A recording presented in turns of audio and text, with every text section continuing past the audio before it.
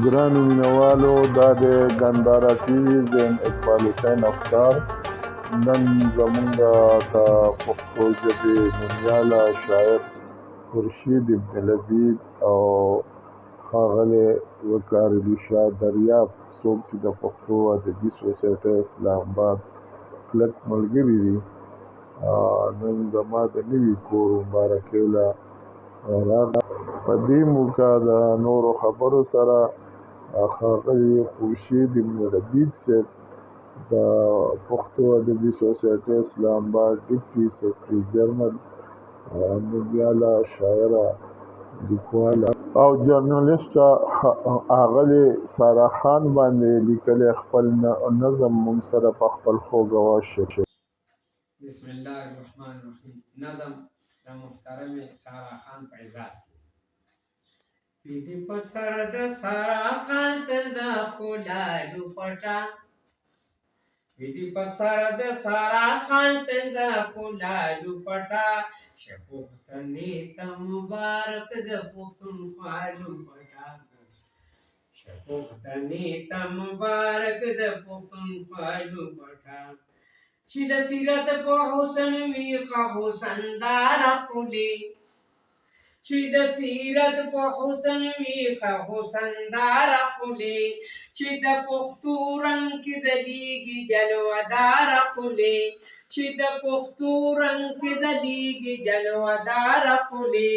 مولا په سر یې کړه د روڼو د رزالو پټه مولا په سر یې کړه د روڼو د رزالو پټه دې په سر د سارا خان تل د کولالو پټه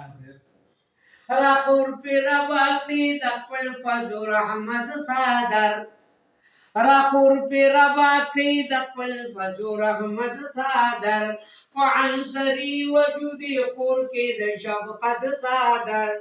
په عنصري وجود یې کور کې د شفقت صادر مولا په سر یې کړه د روڼو د رزالو پټه مولا په سر یې کړه د روڼو د رزالو پټه دې په سر د سارا خان تل د کولالو پټه د ادب کور د دې ادیب ښه مسکن جوړ کې د ادب کور د دې ادیب ښه مسکن جوړ کې رب خارو ته د توتي کور کې چمن جوړ کې رب خارو ته د توتي کور کې چمن جوړ کې ورته نصیب کړي د خواخوږو د دعالو پټه ورته نصیب کړي د خواخوږو د دعالو پټه دې په سر د سارا خان تل د کولالو پټه دې په سر د سارا خان تل د کولالو پټه شپوختنې ته مبارک د پښتونخوالو پټه دې په سر د سارا خان تل د کولالو پټه دې په سر د سارا خان تل د کولالو پټه په قسمتونو کې قسمت بختور کې ربا په قسمتونو کې قسمت بختور کې ربا د بدسترګي په امان کې او په قسمتونو کې قسمت بختور کې ربا هر مستقبل ورته خشتا او منور کې ربا هر مستقبل ورته خشتا او منور کې ربا د بدسترګي په امان کې د حیالو پټه د بدسترګي په امان کې د حیالو پټه دې په سر د سارا خان تل د کولالو پټه خوان کې رنگونه یې خشتا د بوډۍ ټالیشه نصیب جون کې رنگونه یې خشتا د بوډۍ ټالیشه نصیب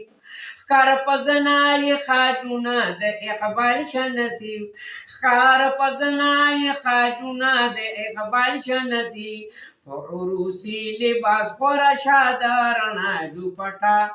په عروسي لباس خورا شاده رڼا دوپټه دې په سر د سارا خان تل د کولالو پټه دې په سر د سارا خان تل د کولالو پټه ابن لبید وای دو زړونه چې یو ځای شي ښه وي ابن لبید وای دو زړونه چې یو ځای شي ښه وي د مینې خوند کې خواږه لګي که هر څو ترخه وي د مینې خوند کې خواږه لګي که هر څو ترخه وي کړه پې خورا ادبي روڼو د بې بها دوپټه کړه پې خورا ادبي روڼو بې بها دوپټه ویدې په سر د زارا خان تل د ښکلا دوپټه ویدې په سر د سارا خان تل د ښکلا دوپټه شه پښتنې ته مبارک د پښتونخوا دوپټه شه پښتنې ته مبارک د پښتونخوا دوپټه ویدې په سر د سارا خان تل د ښکلا آمین آمین آمین ډېر زبردست